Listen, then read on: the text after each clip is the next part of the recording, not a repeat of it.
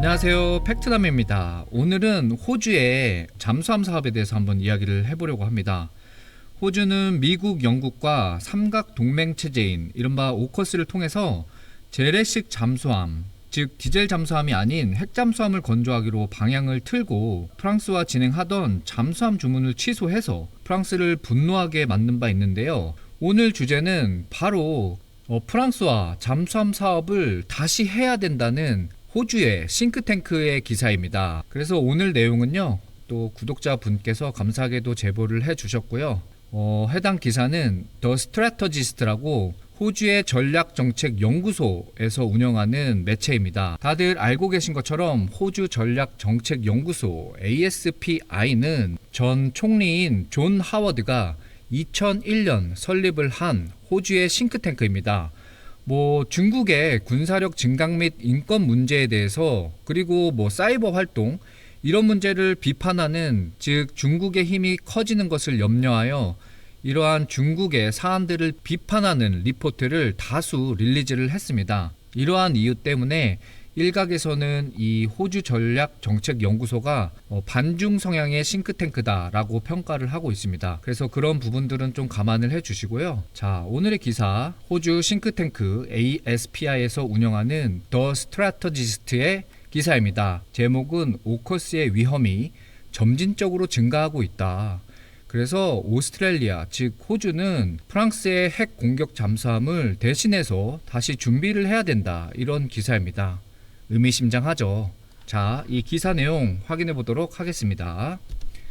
자, 제목은 말씀드린 대로 오커스 꾸준한 위험 증가로 프랑스와 핵 공격 잠수함 건조 준비를 해야 한다.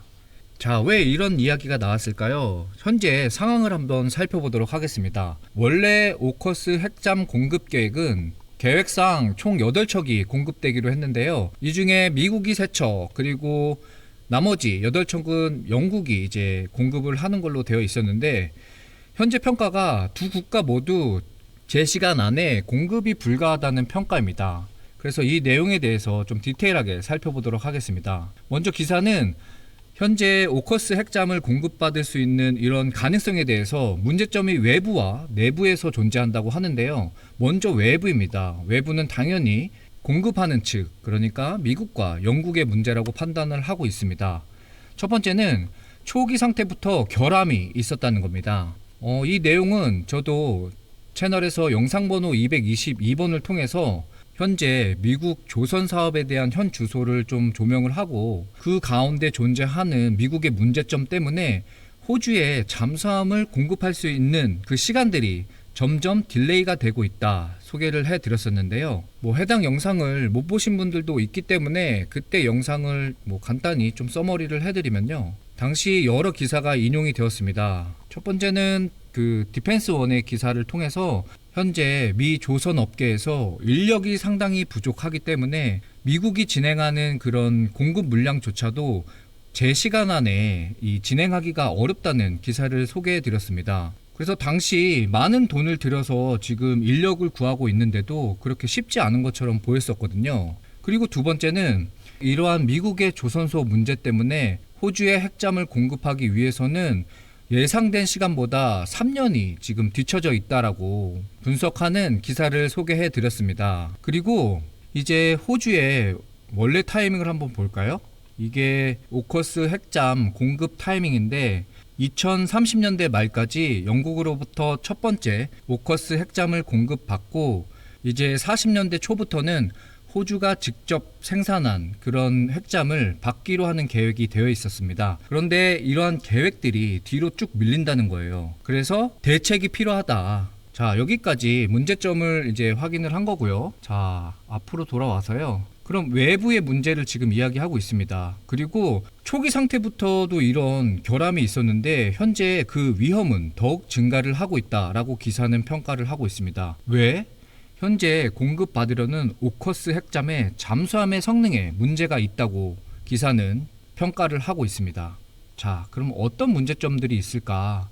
첫 번째는 혼합 설계입니다. 이게 어떤 내용이냐면 오커스 핵잠이 버지니아급의 블록 4와 블록 5를 혼합해서 만드는 그런 컨셉이에요. 즉 잠수함의 설계 기준이 블럭을 혼합하면서 짬뽕이 됐다는 그런 의미입니다. 그러면 이렇게 블럭들이 짬뽕이 되면 어떤 문제점이 생기는지 하나하나 보면, 첫 번째, 설계의 일관성이 부족합니다. 그렇기 때문에 부품 관리에 문제가 생길 수 있고, 또 부품이 이원화, 즉 다원화가 되면 공급망에도 문제가 생길 수 있습니다.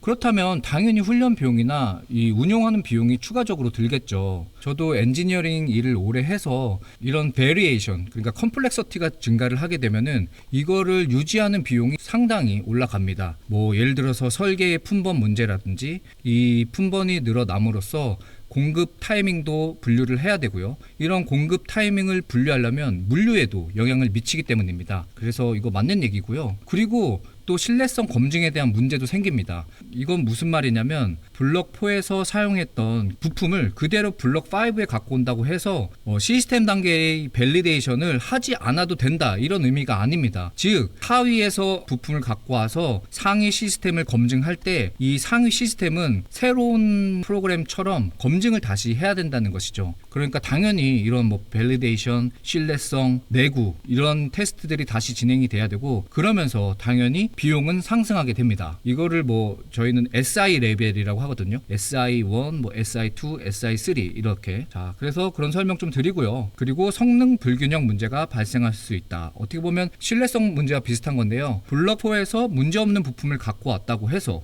블럭 5에 문제가 없을 것이다 라고 생각할 수 없거든요. 그러면서 당연히 성능적인 문제도 불균형이 발생할 수 있습니다. 그래서 이런 짬뽕 잠수함이 되기 때문에 문제가 생길 수 있다, 이런 점이 있고요. 그리고 두 번째, 호주가 도입하려는 이 잠수함은 설계조차 완료되지 않은 시점입니다. 그렇기 때문에 뭐 타이밍적으로도 문제가 있을 수 있고요. 그리고 세 번째, 원자로의 문제입니다. 지금 검증되지 않은 PWR3를 오커스 핵잠에 적용하기로 되어 있는데요. 2를 안 쓰고 3를 이제 사용한다는 거죠. 그렇기 때문에 테스트되지 않은 원자로는 문제점들이 있습니다. 어떤 문제점들이 있을까요? 당연히 실전 운용 경험이 없습니다. 그렇죠? 그러니까 이건 상당히 뭐 문제가 될 수 있죠.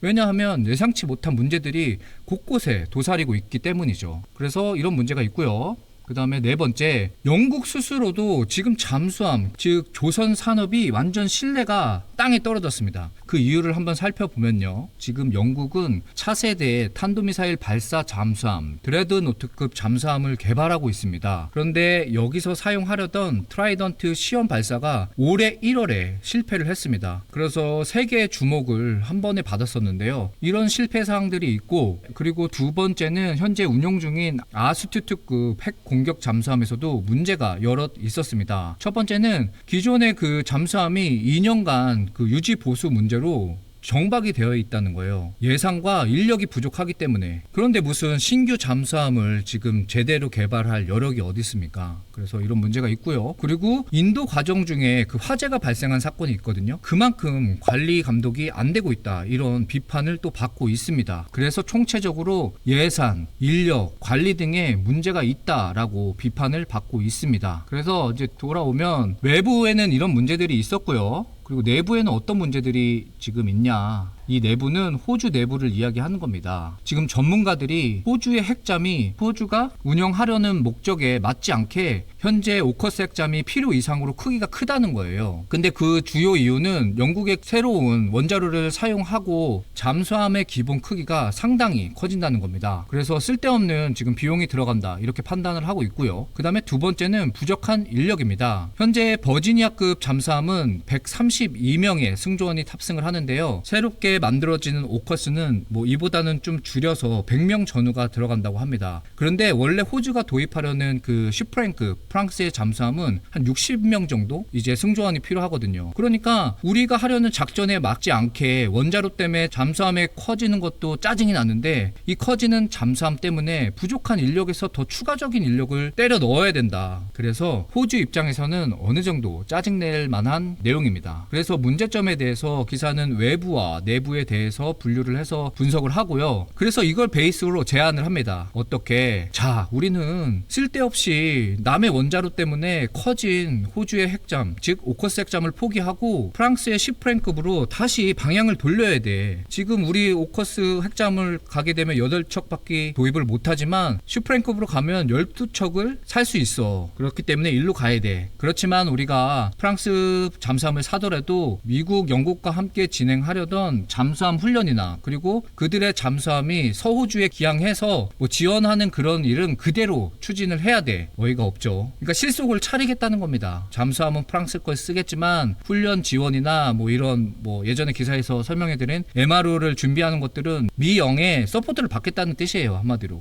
그러니까 실리 외교를 하고 있는 것이다. 자, 그러면 왜 프랑스의 잠수함으로 돌아와야 되냐, 이 이유에 대해서 설명을 하고 있습니다. 자, 슈프랭급은 실전 배치가 완료된 전력입니다. 그렇기 때문에 앞에서 문제점으로 지적했던 신뢰성, 그렇죠? 그리고 현재 운용 중인 전력이기 때문에 공급하는데 문제가 없습니다. 이 문제가 없다는 것은 타이밍적으로, 즉 신속하게 잠수함을 공급할 수 있다는 것입니다. 자, 그리고 만약에 우리가 프랑스의 슈프랭급을 정말로 들어온다고 하면은 2038년까지는 인도를 받아야 돼. 왜? 건조를 하고 들어오는 첫 그 오커스 핵잠이 2030년대 말이라고 지금 아까 도입부에서 설명을 했잖아요. 그러니까 전력 부족의 문제를 만들지 않으려면 그대로 그 타이밍대로 들어와야 된다. 자, 그렇게 하려면 어떻게 해야 되냐? 2026년까지는 해당 사항에 대해서 결정이 필요하다. 즉 호주 정부가 2026년까지는 오커스 핵잠 들어오는 걸 포기하고 2026년까지는 프랑스의 슈프랭급을 들어오겠다라는 결정을 해야 됩니다. 이거 진짜 웃기죠. 호주가 프랑스 잠수함을 이제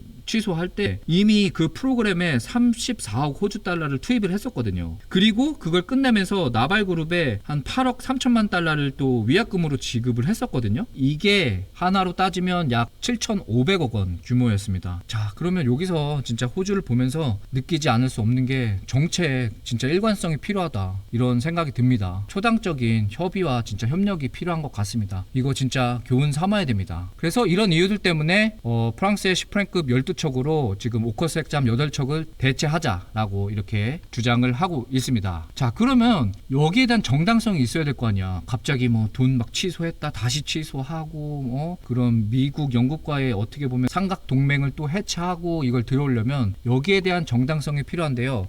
이 정당성을 한 4개 정도 들고 있습니다. 첫 번째, 슈프랭급은 과거의 호주 어택급의 기준 설계였다. 그렇기 때문에 이거 부담감이 없다는 거죠. 그리고 두 번째, 오커스 역할에서 해법을 제공할 수 있다. 이게 아까 초반에 말씀드린 그런 내용하고 좀 연결이 되는데요. 어떤 내용이냐? 오커스 핵잠은 지금 쓸데없이 커. 그렇지만 슈프랭급은 배수량 5,300톤. 아까 오커스 핵잠이 10,000톤 정도일 거예요, 아마. 그죠? 반 정도로 줄어드는 거죠. 그리고 대함, 대잠 능력 떨어지지 않아. 왜? 24발의 어뢰 및 미사일을 탑재할 수 있고 발사관도 4개나 있어. 그렇죠? 그래서 우리의 역할을 하는데 충분히 이 크기만으로도 돼. 자, 그러면 배수량이 작아지면서 잠수함도 작아져. 그러면은 승조원도 아까 버지니아급이 130명대, 그리고 업데이트되는 오커스 핵잠이 100명대, 그리고 이번 프랑스 슈프랭급을 운용을 하면 60명까지 줄일 수 있다는 거죠. 그리고 작전 능력도 뭐 90일에서 70일로 줄어들지만 호주가 해야 되는 그런 작전을 고려했을 때는 이 사양으로도 충분하다는 뜻입니다. 두 번째 정당성을 이렇게 하나 설명을 했고요. 그리고 세 번째, 현재 슈프랭급은 프랑스에서 운용하는 솔루션이다. 이거 크죠, 진짜. 왜냐하면 그런 아까 신뢰성이나 그 다음에 신속성 면에서 엄청 유리한 위치에 있거든요. 그래서 프랑스는 현재 6대를 발주해서 3대를 운용 중이거든요. 그래서 이런 운용 측면에서 호주가 슈프랭급으로 가야 하는 또 정당성, 세 번째를 설명합니다. 자, 마지막 정당성은 뭐냐? 바로 LEU, 저농축 우라늄을 사용한다. 물론 고농축 우라늄은 교체를 안 합니다. 그래서 저농축 우라늄은 10년에 한 번 교체를 하는 번거로움이 있지만 비교적 가벼운 정기 정비로 간단한 교체가 가능하다라는 또 정당성을 이유로 들고 있습니다. 그렇죠. 지금 뭐 검증되지 않은 원자로를 써가면서 크기는 커지고 또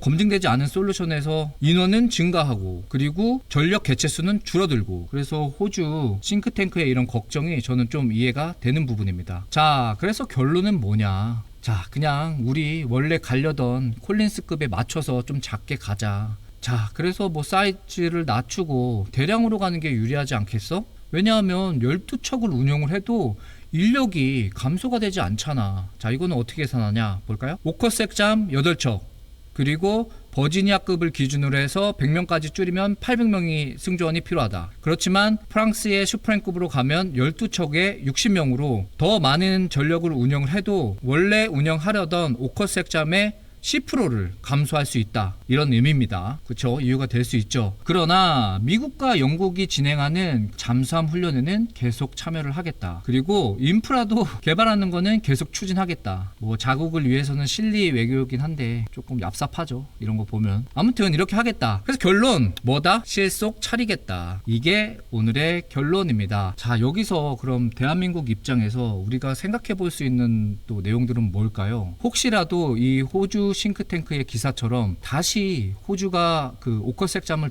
엎어버리고 소형 잠수함으로 다량 전력을 배치하려는 방향으로 간다. 그럼 이 사업에 다시 대한민국이 참여해 볼 수 있는 이런 가능성이 있을까 생각해 볼 수 있겠죠. 그렇기 때문에 만약에 이렇게 된다면 정말 잠수함 이런 또 시장에서 재밌는 또 사건이 벌어질 것 같습니다. 자, 여러분들이 생각하는 이 호주 싱크탱크의 방향은 어떤가요? 의견을 남겨주시면 제가 또 관련 이슈가 있을 때 다 같이 해당 댓글들 리뷰를 한번 해보도록 하겠습니다.